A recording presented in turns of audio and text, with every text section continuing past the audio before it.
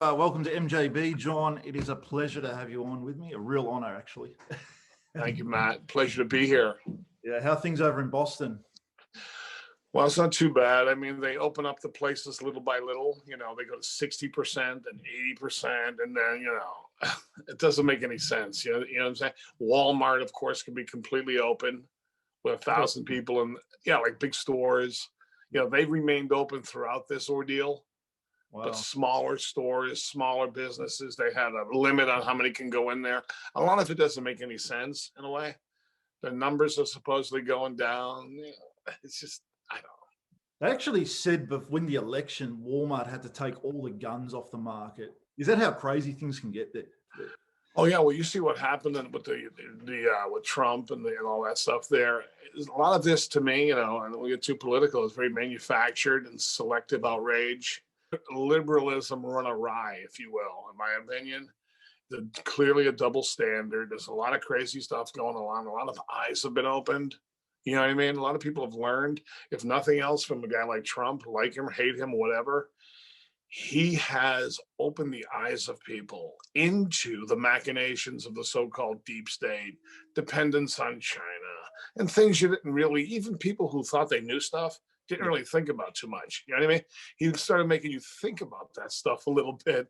And for that, I go, wow, I didn't know we were that, indebted to China that much, and some of the medical stuff. And really, it's been eye-opening. So even now with this election, you see some of the stances on COVID have softened. They politicize everything. Yeah. Even all that bullshit in Washington, D.C. with the National Guard surrounding the Capitol, that is so for show, so ridiculous. Really, it's preposterous, in my opinion. Well, they said they had more troops there than at that war. Yeah, they have more troops there than they do in Afghanistan, which is another stupid thing that's been going on for 20 years. I mean, please, right? Trump wanted to at least bring people out of those wars, But anyway, you learn a lot about the depth of the deep state, for lack of a better word. You know what I mean? They don't want that guy in there. He's out of there. Yep. And now we move on.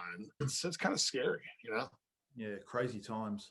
Yeah, it really is. Realized how dependent we were on China as well, and trying to change the manufacturing everything into over here. And if you're beholden to one country for your medical, for your pills, your prescriptions, you don't have to drop. Look at the virus. You don't need any weapons anymore. Those are your weapons, right? Yeah.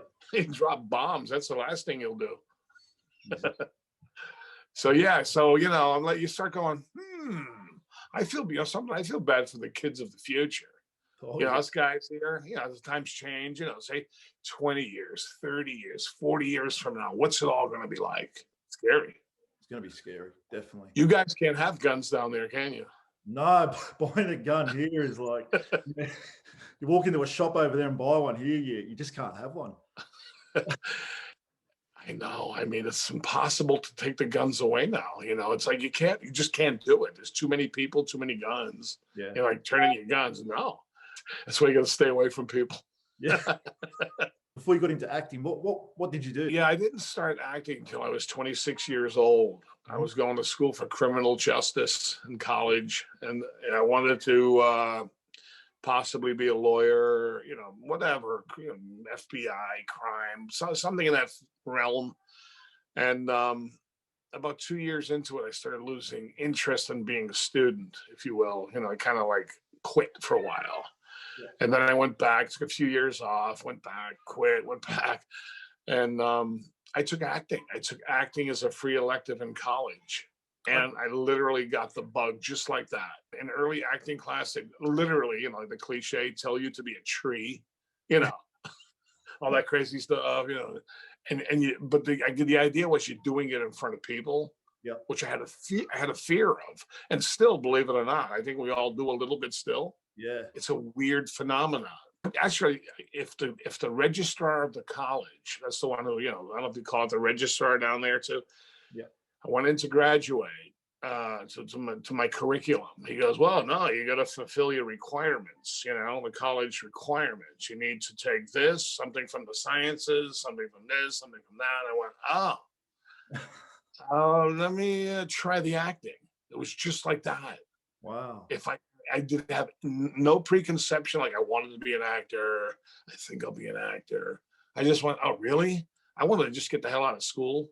Yeah. You know, I got public speaking. It was all one column: voice and articulation, public speaking, acting, that whole family of stuff. And I went, oh, I hate all of this stuff. I don't want to take any of this. I want out. I don't want to do it. But I did it. And once I did it, I went, oh, wow, I like this. I mean, I was a little bit of a theatrical type of person, I guess, with my friends, and could carry on pretty good. Okay. So it seemed like a natural fit. Yep. So that's how I got into it. I was kind of meandering about, I guess, to answer your question. Yep. Prior to getting into the acting, I was like, I don't know what I wanted to do. Nothing really seemed too thrilling to me until this came along. Was there anyone that you looked up to at that time as an actor, or? Well, of course, we all, especially all us Italian guys, you know who we're going to say: De Niro, Pacino, early De Niro, not the current grouchy De Niro. We loved Al, loved De Niro, loved Brando, though not an Italian. Loved a lot of those guys, the whole generation. So many to name, really. Yeah. But being Italian American and those urban kind of movies those guys made, you can identify with them. Some of the stuff you say, I don't know if I could ever really do that. But when you see a guy in the city life and this and that, you go, well, maybe I can do that. I'm from that environment. You know what I mean? So you can really relate to it.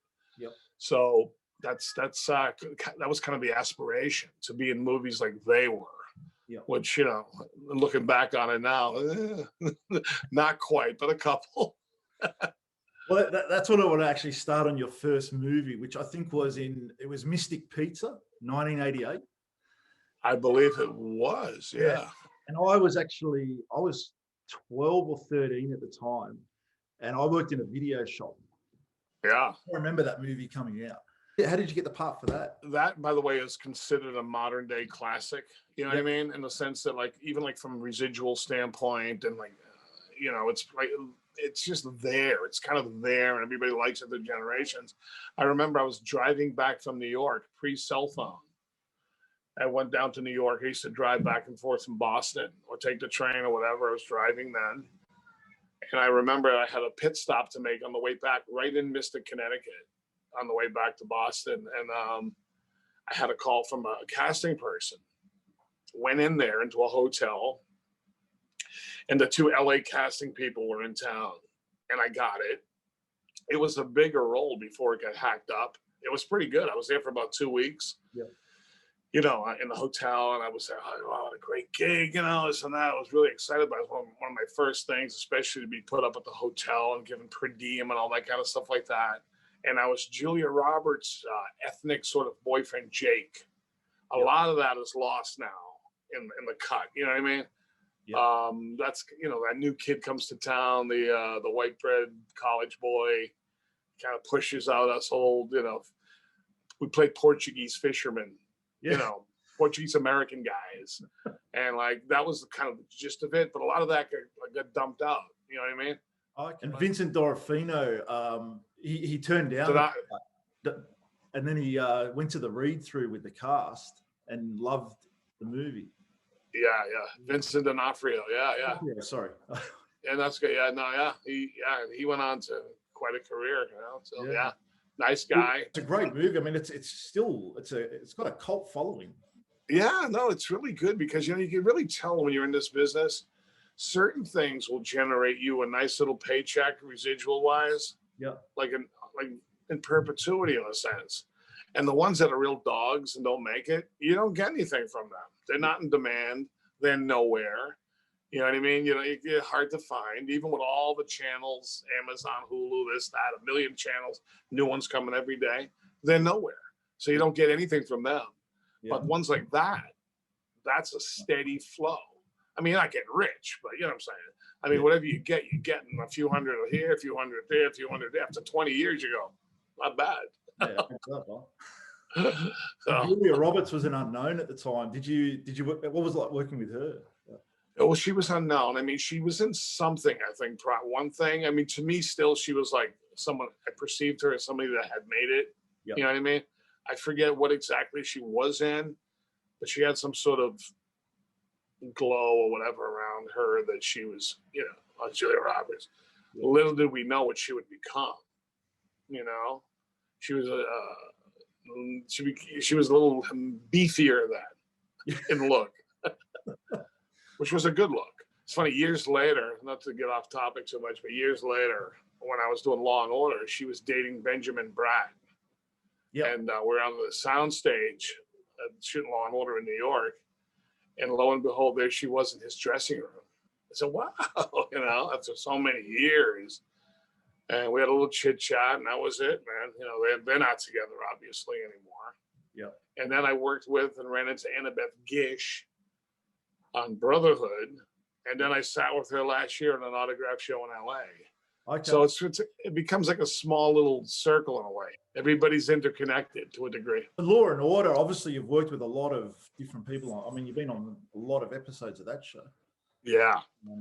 That I enjoyed. That was fun. That was, I get in way at the beginning, at the very, very beginning. And they didn't have, of course, there was only one Law and Order then. There was no spin-offs, and it was just Law and Order, the original, And I remember going in, it was only a 2-3 line kind of thing, and it was like, those are hard auditions to do, but they dangle out in front of you that this could be a recurring role, So you go, well, even though it's a small thing, if I get it, I can be in multiple episodes for God knows how long.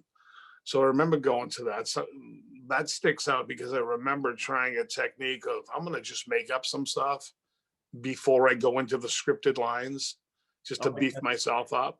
Because sometimes, say you get a 3-liner, but they're disjointed even. They'll be like on page 5, you go get me the milk. Then you flip ahead. It's not even a sequence. Boom, boom, boom. How are you? What's up? It's like that. So I created a little skit for myself. Oh, wow. And then the end of it was the 2 lines that I just kind of put at the very end of my little diatribe. And it worked out that time. So I got it. And it went on for so many years until they came to me with that exit movie called Exiled. Okay. That's when, otherwise, I remember Dick Wolf himself said to me, he goes, at that point, it was on 10 years, close to 10 years. We're on pretty much uncharted territory.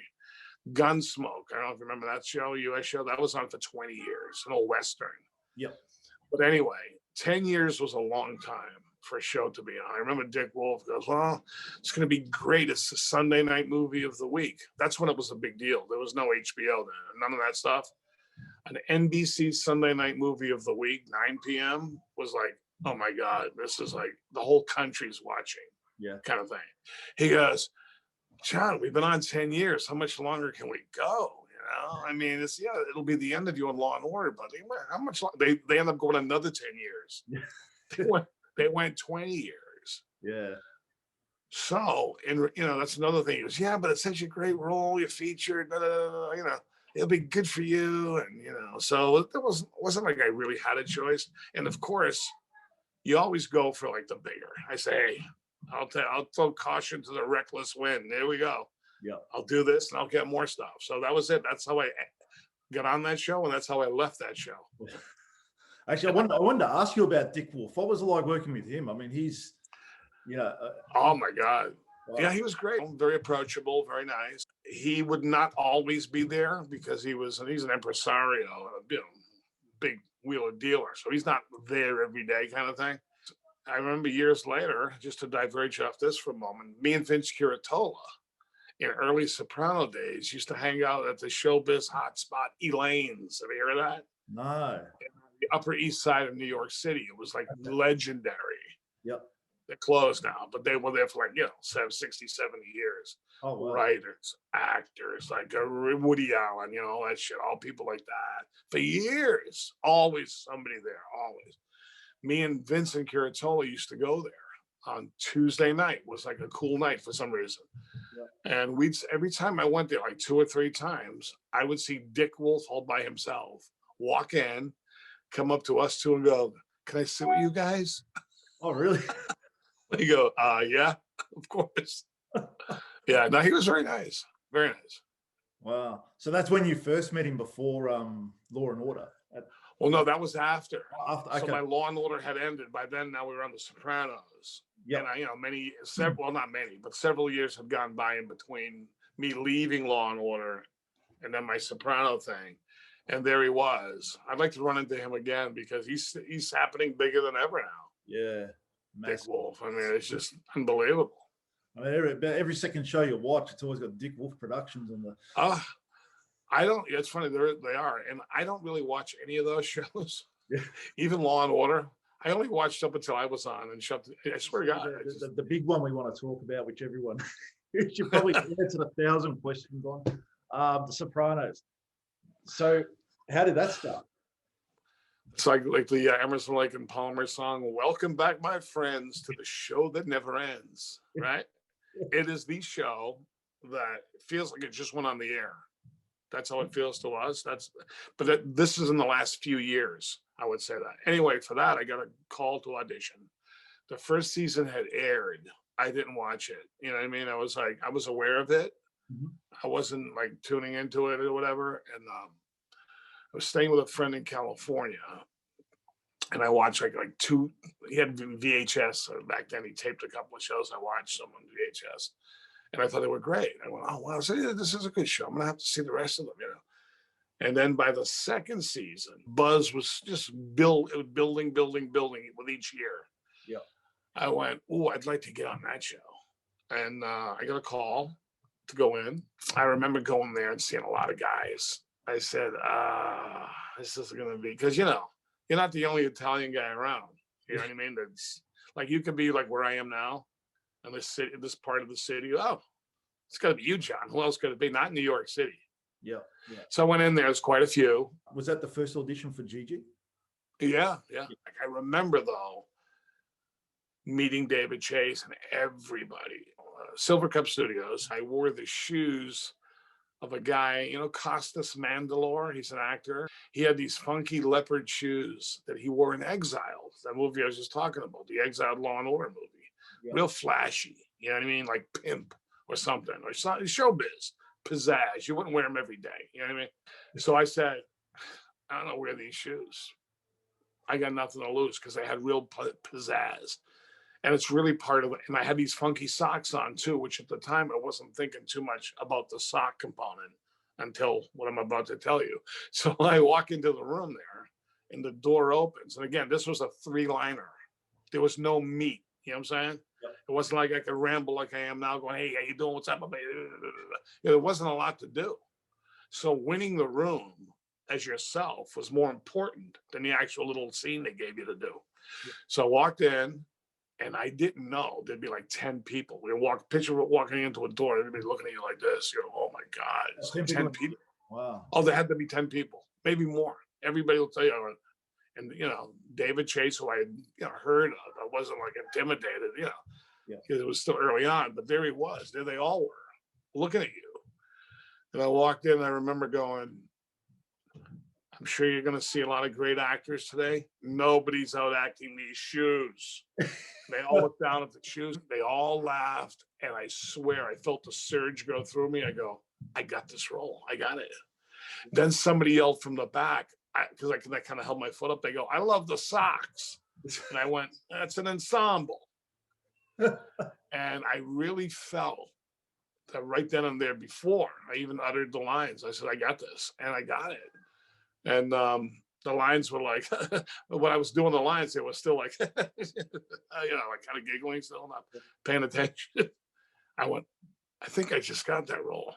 And lo and behold, it happened. Because a lot of times, even now with auditions, well, now now you put yourself on tape at home, whatever. A lot of times, though, when you were live, the actors, somebody would come out and people go, "Who's in there? Who's in there? Who's in there? Who's in there?" No, just the guy with the camera. They go, "Oh, okay." You don't want them to go, "Who's in there?" Everybody's in there. The producer, director, the writers, they're all there. The people would go, oh, fuck. Yeah, so now you just go, nah, there's nobody in there. It's the camera. But it's a real thing, though. You know what I mean? Other guys will tell you the same thing.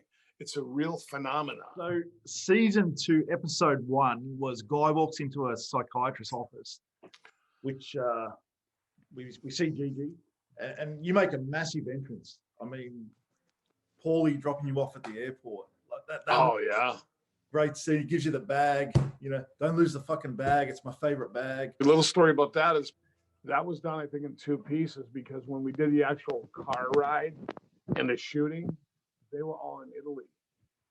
That whole entire shooting day. I might have done like the airport pickup scene at another time. Yep. Then they left for Italy, but it was just me and Dan Grimaldi, and we hung out, and as far as he knew, it was a great guy, Danny. Yep. He goes, "Well, here's my one and only Dan The Sopranos." Little did he know what the future held for him. Little did I know what the future held for me at that point. But I shot him, and he figured that's the end of that, right? That was a big scene. I mean, he's whinging to you about Tony trying to kill his mom, and he's seeing a shrink. This is what's running our family now. Pulls up at the house, and he's like, "There you go, kid." And there you fucking go. Oh, what goes into a scene like that? There was no loudness, because my best acting in that scene was probably miming that my ears heard. There wasn't a sound at all. The sound of the gunshot, when we did it, it was literally click, click. When I pulled the trigger, it was the most minuscule sounding click you can imagine.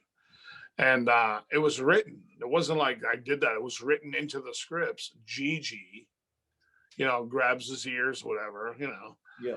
And it's funny when you see it, it really turned out well that I was able to sell that it was really loud, the ear thing. And I had to kind of mime that. And I remember going, try to act like you hear a big noise when you don't hear one. You know what I mean? It's kind of like, I hope this is convincing. I mean, so they would add all that stuff in later in post-production. Yeah. They did rig up the squib for the blood to they did the blood on the front of Danny's face, and then they put some on the window, and all the geniuses on those forums, how come the bullet didn't go through the window? And sometimes when I write back, I go, because it's a fucking TV show, I go, you don't really have to analyze it that deeply, because it's make believe. They get really wrapped up in some of those details. Oh yeah, they're insane. They think that I know this, like me and anybody on the show. Like I haven't watched it 100 times. I mean, I've watched the show. I love it, but I'm not like, it's good for us. Don't get me wrong. I love it. We're bigger now than we were then. At least I am. You know what I mean? I'll tell you about that in a sec. Because they analyze, I like the way you picked up the glass, and what? They know every moment. The way you held a cigarette in episode 5. I'm like, what are you talking about? So what happened was, like, for example, my theory on my thing is, when the show was unfolding and you're written off, everybody's into it, the next season's coming, it's easy to be forgotten about. That guy, season 2 gone. We're watching season 3 now. That's season 4, and you're long dead. But the show is going on. Now the show is done. It's settled. There's only 6 seasons or whatever it is. Now it's like a museum piece hanging on the wall for everybody to examine every little piece of it, including me and anybody else. Yeah. So, I've gotten this groundswell of GiGi affection over the last several years. I'm like, it feels good. Yeah. And then you remind yourself, this show was a long time ago. Yeah. But it doesn't feel it. No, it's bizarre. Time because last year when we were in lockdown, we had nothing to do at night. And I said to my partner, I said, she hadn't seen The Sopranos. I said, we've got to watch The Sopranos. Yeah. And we started from season 1 right through. And she went away. She loved it. She couldn't get it. It's unbelievable. Yeah. And it's gotten bigger because when it was on, I think a lot of people of a certain age, but there was certainly a demographic to it. Yeah. Now, as time has gone on, just like in the Beatles or any classic band, generations of fans and so forth, this show has, they write to me. There's some guys in their 20s, and there's people my age and older, they're all over it. They love it. So it's you're really a popular guy on the forums, the fan forums. GiGi. Well, listen, I'm surprised. Yeah, so it feels good. I'm going, are you seeing this, David Chase? Because in a way, anybody being honest, I didn't want to get written off the show, right? Who would? I was like, we could talk about that later, I'm sure, right? But I actually want to ask you about that. Yeah. Yeah. So, but But to see all this stuff on the forums and all this stuff happening, I'm like, oh, well, yeah, it's it. Hey, who doesn't want to be like, a little pat on the head, right? Yeah. But it feels good. Yeah. And I've noticed that. I've noticed it. Like I said, it's only really happened in the last handful of years. This all started like this. Back in that episode, the first one, and then after you've killed him, and there's a scene where there's at Tony's house in the backyard, and he's cooking the barbecue, and you're there. All the guys are there. Big Pussy's there, and you see that that long stare. Tony's looking at Pussy, and you're there. I mean, what were the scenes like to shoot at the house? I mean, obviously that was at the backyard of the house. Yeah, it was the real house. That was great. I did a documentary, which you may be aware of. I was the host of, and I got to spend a lot of time with those owners, Vic and Patty, who own that house. And it was really cool to be at the house because it was such an iconic symbol of the show. To be at the actual house, you're like, wow. Yeah. And anytime you were at the house like that, there was so many people in the scene, so many guys to hang with. And it was like a dream gig in the sense that you're hanging around with like-minded individuals of a certain age, and you're getting paid to be on this great TV show. This is so cool. Because other shows you're on it, you would enjoy it, but it sucks. You know what I mean? It's not fun. There's nowhere to hang out. There's no one to hang out with. Some of the people suck. They don't want to talk to you or whatever. It's not like 20 Italian guys going, hey, you believe we're all working today? Yeah, do it. Everybody's like there. We're all back in the day, we're all pounding cigarettes back then, smoking, eating, espressos, just going, they want you to work now. Oh, okay. So we'd go and do it, and then it was a big hangout, but serious work too. You know what I mean?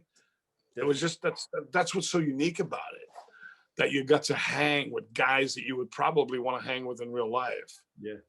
As opposed to some of these other characters who are like this.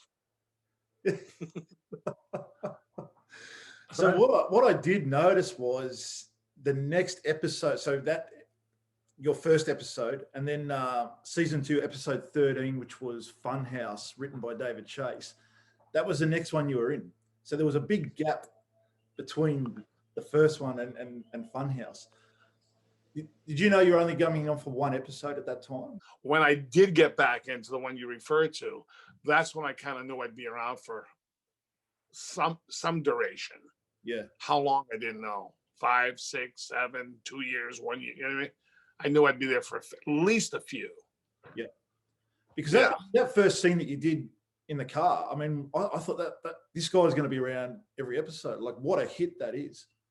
It was great. It's a real gangland hit. Yeah. You know, I mean, it's a real mafia hit. Classic mafia hit. It's friggin' gangster, man. Yeah. They should have really cared. The more we talk about it, now I'm getting pissed off. David Chase.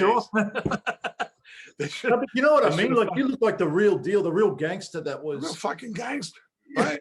That's what you notice it, right? Yeah. You notice they write on the boards, a lot of people go, this guy only one of the few that look like a real gangster. I was surprised that there was such a big gap in between that. Oh, yeah. Next episode, right. Where is this guy? He's not here. When's he coming back? They're known to do that. I mean, you talk to Frank Santarelli, he'll tell you stuff too. I mean, first I had to pinch myself that I was there. I can't believe I'm on this show. Wow. How the fuck did a moron like me get on the best show going? This is unbelievable. Only that's why when you do get the phone call, I'm like, you're not happy about it. Yeah. And we can talk about like when Chase mentioned me by name on that podcast with Sharipper and Imperioli. He said the only two that weren't too happy about their death were Al Sapienza and John Fiore. He was not happy about it. Yeah. And some people write to me, they go, oh, yeah, well, you should have kept your big mouth shut. No wonder you got written off. I go, no. It wasn't like that at all. I had a very good relationship with all of them, very respectful. There's a thing on Reddit. Someone wrote, what did John do to piss off David Chase? Sometimes if I'm in the mood, I'll write a fan thing. I'll go nothing. Or, some guy kind of went back and forth with me on Instagram going, because he heard the interview. I don't listen to that show.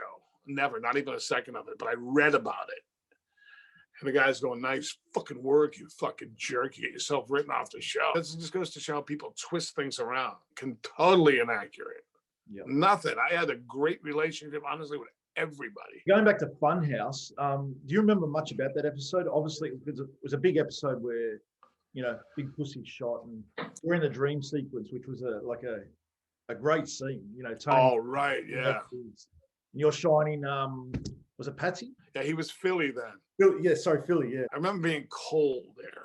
I drove down. That was on Jersey Shore in Asbury Park. You know, Bruce Springsteen territory, right?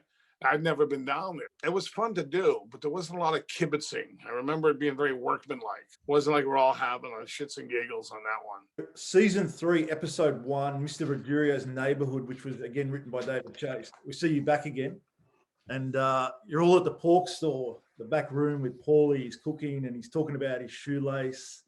You know. Oh, right. Don't touch your shoes because they got piss on them. And apparently, in real life, he's a real germaphobe. Is that right? Yeah, he was like that. There's not a big difference between Paulie Walnuts and Tony Sirico. Pretty close. Everybody's a variation of themselves on that show. Like, but Tony, off camera to on camera, is pretty close. He's a real character. God bless him. Like a true, great look, great delivery. He was like Jimmy Cagney, who he admires. That was who he, and he pulled it off.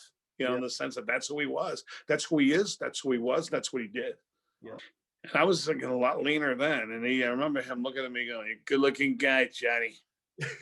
He goes, "How come I haven't seen more of you?" He goes, "Yeah, you do a good act. Yeah, you should be in more stuff." He goes, "Well, you're doing something wrong, then. Go in there and tip the fucking table over. You go to audition, tip the table over." I said, "Well, all right, I'll keep that in mind." Then another time that I'm holding the tablet, otherwise I demonstrate. He did a little hand gesture. He does. Yeah. He goes, "You're a good-looking guy." I go, "Thank you, thank you." He goes, "But I can see there's a fat guy dying to come out of there." But no, he was a lot of fun. Wow. Yeah. I mean, that was a great episode. You know, we see the FBI trying to bug Tony's house. Yeah. And then Dan Grimaldi comes back as Patsy, the twin. Right. Which they said they can only do once in a TV show. Nobody knew.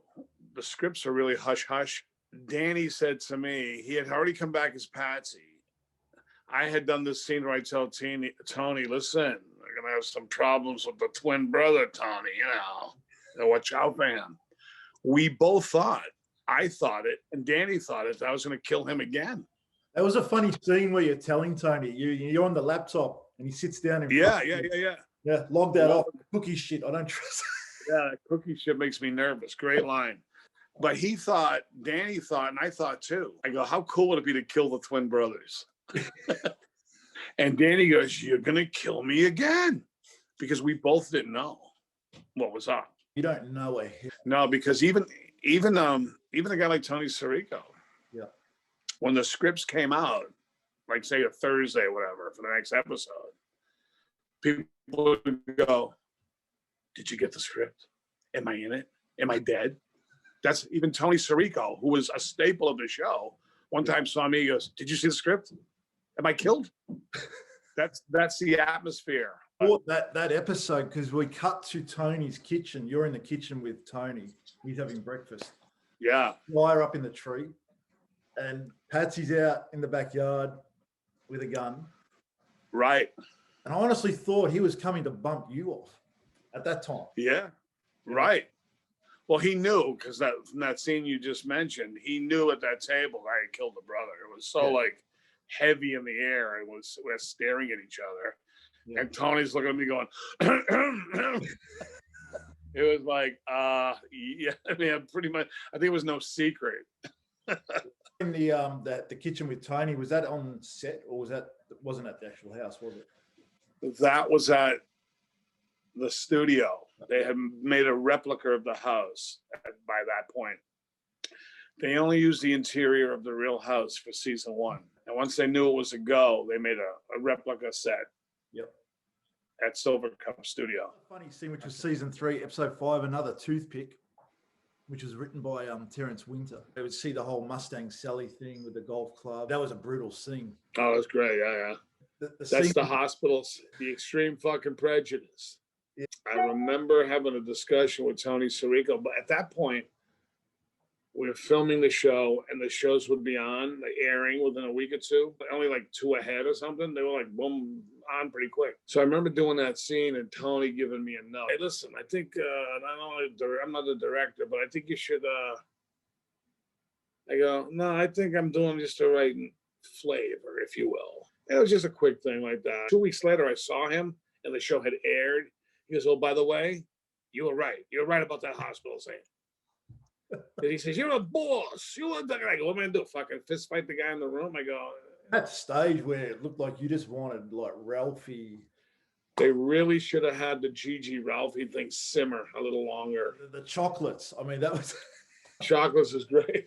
I mean, it was such a serious scene. You know, this guy's in a coma, and then Vito, Joseph, grabs the box of chocolates and you all start eating. A classic move, I know. Those are the things that I love most about that show. Yeah, the heavy stuff with the comedy mixed right into it, and that's very real life. You know, I grew up in a very background, sort of like The Sopranos in a way. We have some certain things that we know and understand to our core and seen it or been around it or whatever. And David Chase being Italian and some of the writers, they really captured it. You know, they really captured those kind of little moments like that. You know, you commissioned the hit on Mustang Sally. Old man Butler out of retirement, Burt Youngs. I mean, what was it like working with him? Yeah, he's phenomenal. Some people say to me on those boards, they go, why did you hire Burt Youngs? Why'd you get him? I go, fuckhead. It's a movie. They tell me what to do. They send me the script. They're not asking my opinion. But you can see why they wrote it like that. I mean, getting him to do the hit because, you know, Mustang Sally trusted him and was friends with him. You know what's funny? I forgot about this until just now.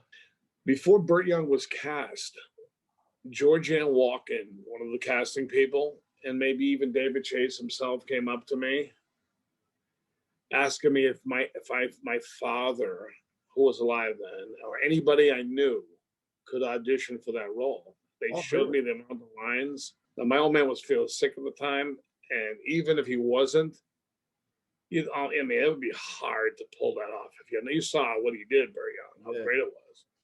Like, if you're not an actor, I don't know how they would have even tried to go out onto the streets and have like my father read a Joe Blow down the street or whatever. They're not going to be able to do this like this. You can get a guy off the street to do some stuff. You know, hey, what's going on? How are you? Whatever. But to get a guy to do all that stuff off the street, I'm like, I don't think so. Well, so they asked if your dad could do that. They actually said, do you think your father, or you have an uncle or somebody? And I wasn't the only one that maybe could read for this, and you could maybe, I don't know, tape them. And next thing you hear Burt Youngs doing it, you say, well, of course. I mean, someone like Burt, I mean, somebody has to, know what they're doing. I mean, you see the scene. How can a guy off the street like my father say out of nowhere, come in and do that scene? The next episode, which was season 3 again, episode 6, University. You know, we see Ralphie come into the back room. It was at the Bada Bing, the VIP room. Yeah. And he's going off with the chain and he takes Georgie's eye out. That was a horrific scene as well. That was a heavy scene because the GiGi Ralph tension was simmering. Most of the cast was there that night, a big gathering, strippers. Yeah. It was, it's great. It was a great night. Everybody there, all them chicks, all them strippers, food. But it got heavy when the poor chick gets beat up and all that. Once they got out to that part of it, you can almost feel for the character, you know what I mean? It got a little, and then by then you're there 12 hours too, 13 hours. People all the initial rah-rah starts to go away. You want to go home now. Do you remember much from that scene with Tracy? I mean, that was... Well, I remember before the prelude to it when we were all inside the room there, the weasel greased. Frank get hit with the chain, and then it was more like it was really late now. It was a Friday, I think. It was getting the wee hours. It was uncomfortable in many ways. The weather, it was a little cool. It was night, you start, and then the heaviness of the scene became sort of like a downer. The whole atmosphere. I can't wait to leave here tonight. When something like that's going down, there's not a lot of kibitzing and joking around. It was a heavy scene. Because they said at the time, like viewers were ringing up and cancelling their subscription to HBO and all this crazy. Oh yeah.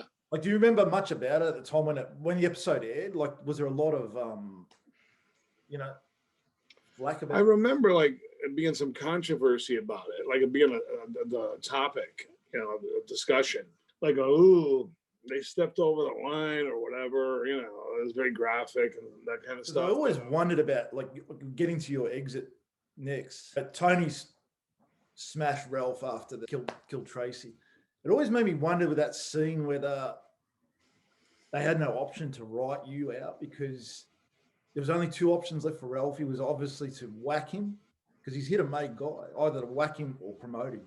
You wonder the path taken and the paths not taken by the writers and what they had planned out for the thing. It was coming to a head, it seemed. But I do think that they could have probably created a little more, a few more episodes would have been good for me. Yeah. I had a few things cut out too. That there was stuff about the Freon deal, little scene, totally 100% cut out. Was sitting at a booth in a diner, little moments, Then you start going, well, if they only just kept, even if they kept, not more episodes, but kept my stuff, I would have been like a few ticks upward. Some guy wrote it out once on a big, long dissertation on one of them, I don't know, read it somewhere. Yeah. This is why GiGi had to go. And he explained it. I went, this is great. It's the best explanation I've ever heard. Who is this guy? He worked for it was like, he had so analyzed. And he basically said, I was like fodder. I was a device, a plot device. Yeah. I mean, and I understand that. I was put in the middle as a device. So I got to get removed out of that position. Ralph, to come to be promoted captain. Like season 3, episode 8, he has risen, which was written by David Chase. So your final episode. How'd you find out? Well, he called me. Here's the weird thing about Chase, right? He's not a gregarious type of Italian like Joe is. Our Joe, my buddy, my good friend. David Chase is more like, you've seen him in interviews. He's more like that type of guy. He's not, hey, come here, So he would pass you in the corridor. One time he stopped, he goes, oh, by the way, I love everything you're doing on the show. I was like, yeah. It was like the Judas kiss. Pre-cell phone, I get a call on the answering machine at the house. Hey, John, David Chase, give me a call, please. And I go, it must be about the raise or my contract about the contract for next season. I really did think that. 100%. I never remotely for 1 second thought it was something bad, because I was an FBI profiler. I went, listen to that voice, it's upbeat. I was trying to analyze every word, going, hey John, ending out, David Chase, give me a call, please. Oh, he didn't sound like, hey John, man. He played phone tag. Again, no cell phones. You had to call the office. Hi, is David there? I'm returning his phone call. Oh, I'm sorry, he's in a meeting. He called my house. I pick up the phone. John, David Chase. Oh, David, how are you? He goes, this is a call I hate to make. I went, huh? It's like a real thing. I mean, a real death. Took the wind out of me. I'm like, it was a Friday. It was sunny. I remember feeling good. I go, I sat down going, oh, fuck. I'm really heavy. No. Well, sorry, John. No. I'm going, what do you mean? What? I go, when? I said, if you overheard, you would have thought it was a real death. I go, oh my God, how? Like when someone died? He goes, it's going to be in the next show. I go, next show? What the fuck? And then he told me how. I go, seriously, how? That is how. I go, what the fuck? So that part I was a little, and anybody would. I wouldn't be your man if I didn't protest. So if anybody refers to that, that's the only moment I go like that. I go, no, are you fucking serious? I go, come on. Don't, man, that's awful. It'll be memorable. I want to get shot like Sonny at the toll booth in The Godfather, or die, banging some broad. So, I go, not like that. He goes, I'd be great, be memorable. So I was kind of pleading with him, and he was nice, and he was nice. Then he went, hey, this is what we're doing. Like, kind of like, when cut me, you know, like, what, he was done with it. Oh my God. I just got written off the fucking Sopranos. It was like a fucking getting knocked out in a fight. I had a whole bunch of scenes in that episode, and it's all out of sequence, of course, too. And I had a bunch of days. I knew it was my last episode, but I forgot about it after a while because I was there having fun with the guys. Like, you don't want to face it. It's like I'm being on death row. The execution's 8 days away, and then I work at that scene over there. I'm having that scene. We're doing this scene, that scene, and then like they're coming closer each day. I had to get in the casket. So I was wanting to ask you about. Oh, I was freaked out. I didn't want to do it. I thought it was bad luck. Yeah, I went. I don't want to get in the casket. Drank vodka. We went in James Gandolfini's trailer. We had shot all that day. Other stuff. Yeah. That was for late in the afternoon of a full day. We guzzled shots of vodka. And we sat, me, him, and I don't even remember, a few other people. About 3 or 4 good whacks each. Wow. You know, I was fucking buzzed. So by the time I get in there, I didn't give a shit. Before I was going for weeks, 2 weeks, whatever it was, going, I am so fearful of that, of getting into that casket. I feel no person should get in a casket until they have to. And then, like I said, we had the thing, took the edge off and went, big deal. And we did it, hopped out. That was it. I remember there was a scene prior to it where you're sitting with Tony in the bada bing, in the back room, and Sil comes in and you leave, and then Sil's going to tell, look at the stress, the bags under the eyes. And it's like, what's going on? You know, why are they saying that? The stress is killing them. Yeah. They made me to be a big pussy. Yeah. Pardon the pun, right? Yeah. They made GiGi to be a guy who couldn't handle it, which I didn't like that. You know what I mean? But again, like, that's why you read these actors. Hey, wait a minute. But I mean, I understand it's their show. They hire you. They do what they want. Go, no, you are a big pussy. Well, I feel that GiGi would be, you know, that stuff. They go fuck yourself. This is how we're doing it. They like to talk in the third person. They go, even though I'm GiGi, I go, GiGi wouldn't do that. GiGi wouldn't behave. You know what I'm saying? No, wait a minute, asshole. We're telling you how to behave. We're right. See the fucking script? Yeah. So that's how it was. At the time, you did, I mean, obviously, you know, dying on the toilet, which you didn't like at the time. But looking back now, what do you think of that scene now? I wish it was like down the road a little bit, and it's memorable, I guess. I would have preferred another way. I don't have a specific way. Like, if I was to be shot, right? Saying you're shot undramatically, you know what I mean? You just kind of shot, that would suck. Or if they just had me go away, that would have been worse. Yeah. How about if they go, well, GiGi just took off, he went back to Boston, that was never heard from. That would have been worse for me. You know, I would have been like, oh yeah, you got it. There would have been no cap to my GiGi career. It just kind of faded into oblivion. Yeah. So I guess I'm grateful in the sense that it had a definitive sort of memorable ending, but it's a mixed feel. If I was shot in the back of the head and just fell down, that's not so cool either. This would have been the best way. Yeah. Some hot, yeah, baby.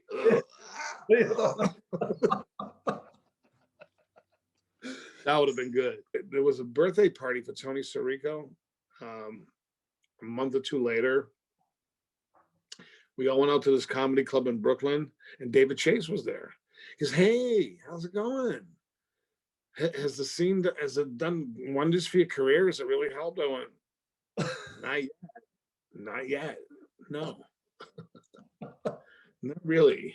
Oh, yeah, well, that was the only guff I gave him was when I protested about, oh no, you can kill me. Absolutely. You can do whatever you want, actually. I mean, like he did. But I had to at least make a fight. Yeah. Say, don't fucking do that like that. That sucks. Come on. That's great. I go, that sucks. I'm sorry. That's how it is. See you later. I got nipped in the bud, so to speak. The appreciation of GiGi has come posthumously. All of a sudden, fucking GiGi's the greatest. Get rid of GiGi. He's fucking awesome. You're the real gangster on that show. I mean, you just looked the part. No, it's like an old school gangster look. Yeah. I had then. One more thing before we wrap up was Meet the Mobsters, 2005. I was a first-time producer, and you wrote this movie?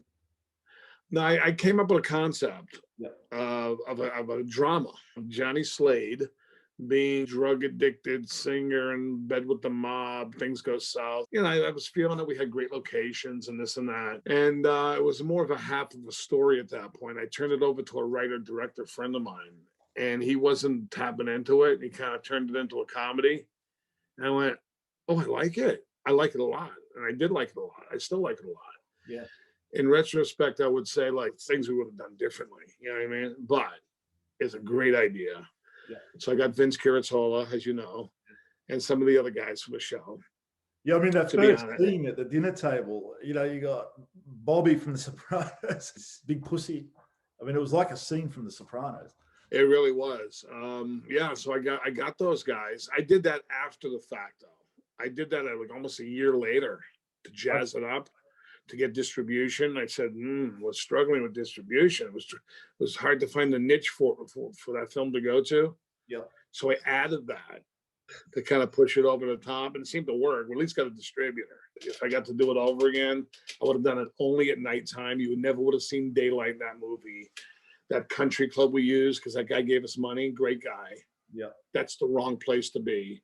So you're trying to shoehorn an environment into something. You know what I mean? When you have something else, you go, that's the nature of independent, low-budget filmmaking, is the compromise thing. There's so many fun scenes in it, though. I mean, we spoke before about you going into Vincent Curtola's office, and the chair behind the desk, you can't pull it out. And you're trying to get in this chair. Vincent, in that role, he was like when Brando came back to do The Freshman. Remember that movie with when he kind of spoofed his Godfather thing? Yeah. Because Vincent was very Johnny Sack-like in that scene. And those scenes I mean, you start singing to him, and he's don't sing to me. I find it very disturbing, a man singing to me. Oh, he was great. He had great lines, perfectly delivered. Funny things on that movie was, I don't know which actor it was, but he was putting like a fucking monkey on the end of the. Whose idea? Right? The writer, Larry. He's a great writer. Larry Blemeyer, his name is. He's written a lot of stuff. He wrote that, like a fucking monkey. That was the guy's tagline. Yeah, that was great. And another Sopranos actor that was on that show with you was Richard Portnow. That was Richard Portnow. We didn't know each other on The Sopranos. We met on Tony and Tina's wedding, the movie. We both knew we were on The Sopranos, but we weren't on it together. Yeah. So we became friendly on Tony and Tina's wedding, stayed in touch. I pulled the movie, got the money for the movie. I called him to come in and do that, to play the manager and all that. Mm-hmm. So, yeah, he was great. He's like a used car salesman. You know? Yeah, exactly. Yeah, he's awesome. He's the real deal. He's had a very nice career for himself. He's got massive credits, very successful, had a massive big run in this business that not many people get. I used to see him in every movie, back in the day. There's that guy. I didn't know him. Yep. There's that guy. There's that guy. There's that guy. I go, fuck again. So when I first met him, I go, you, like De Niro, I go, I'm finally meeting you. I go, because every time I see you, I go, I can't stand that fucking guy. There he is again. And he goes, you couldn't stand me? I go, every time I saw you, I said, this fucking guy again in another movie? Was this guy in everything? He's kidding around, but yeah, he's a good guy. You mentioned that you've got some things left over from The Sopranos. I got a nice black suede jacket that I wore in that scene where I had the bags under my eyes, like the boohoo scene. Yeah. Gigi's a pussy, can't take the pressure scene. I have that beautiful suede jacket, black. Nice, goes good with a lot of stuff. And I have that Eckel Award. You saw me do that video. Yeah. There is Eckerly with the Uncle Junior's incapacitated brother. So Terry Winter had come up with giving the Eckel Awards. I don't know if they continue to do them throughout, after I left. Okay. I was presented with one. It was mailed to me. I missed the ceremony. Oh. But it was for best death on the toilet scene in season 3. I'm like, Yeah, obviously it's a joke, but I have that. That's a very rare and unique piece of memorabilia. Yeah, it would be definitely. It really is, because it look. If you saw that little video I did on YouTube, Yeah, yeah, I held the while I had my hair like stand up. It's basically a cue ball on that little like, trophy stand. yeah, It's pretty cool. yeah. I have that. I have pictures. I have some toilet seats. Right? Yeah, We can get toilet seats for sure, 100%. That's yeah. signed up and I signed them to Capo di Crapo. yeah. You know, when I left that show, they gave me a signed toilet seat. Oh, really? I don't have it. I gave it to someone in a momentary state of generosity, which I'd like to take back, but it's too late. They gave me a toilet seat. They put sticky like letters and wrote like, you know, around the seat, like GiGi something, blah, blah, blah, whatever. I don't even remember exactly what it said, but I do remember when you lift the lid up, we asked everything. What we asked is every inch was signed by somebody, and inside the toilet seat, the cover was signed. David Chase, James Gandolfini, everybody signed that seat, right? They gave it to me like a presentation for everybody at lunch, one of my final days. Somebody made a speech and they handed it to me, and I went, "Oh, thank you. Oh, yeah, that was my gift." I'm like, that's it. That's my fucking gift. I wish I had it, because that would be worth a lot of money. Oh, yeah. So the guy that hired me to do the documentary that's on Amazon, it got watered down. When I was hired, there was only 3 seasons in. So I was all over the documentary as the host. Then he pulled it from circulation and added the final 3 seasons of The Sopranos, putting more footage in, getting more guys to do interviews. So me and my host duties got diminished. Oh. I gave that toilet seat to that man because he came to me with that gig and gave me like $40,000 cash payment. But he paid me above and beyond, like cash, back in the day. And I went, and he was a collector of things. So giving him something like that was very impactful to him. He got a fucking erection. He was like, wow, I can't fucking believe it. Then years later, I went, hey, I want it back. You don't need it. You got money. Give me the fucking thing. I think the guy got real sick. I don't know what happened to him. Wow. I don't know where it is. I've never seen a picture of it online. I tried his number. It's like, oh, it doesn't work anymore. I don't think he may not be around. That thing there, that's got to be worth a few bucks, right? Oh, that'd be worth thousands. I'm telling you. Thousands.